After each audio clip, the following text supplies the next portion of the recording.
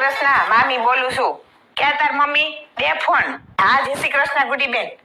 તે આવવાના ને વેકેશન કરવા? આમ તો આવવાના જ હોય, આ તો ખાલી ફોર્માલિટી ખાતર ફોન કરવો પડે. હા, તે આવી જાજો મારો દીકરો. તમારા ભાઈ તેડી જાય કે શું કરે? હે? હા, વળી પછી બાને એમ થાય કે વેકેશન કરવાનો ફોન કર્યો, વળી તેડવાનું કીધું ને. આથી ક્યાં છેટું તમારા ભાઈ આવશે તેડવા ઈ તો. હા હા, ના રે ના, બીજું કઈ નથી હાલતું. જો તમે આવો ને પછી ઘઉં આદરવાશે. હા, બાકી રાખ્યા તમારે હાટું. હા, તે આપણે બિનણંદ ભોજે કરી નાખશું. અમથા બાદ કઈ કામ કરાવતા છે નહીં. હા, એટલે જ ને. ને એક અથાણું કરવું છે. બા બહુ વખાણ કરે કે ગુડી નાથનું અથાણું બહુ સારું થાય, બહુ સારું થાય. તમે આવશો ને તો અથાણું કરાવી લેવું.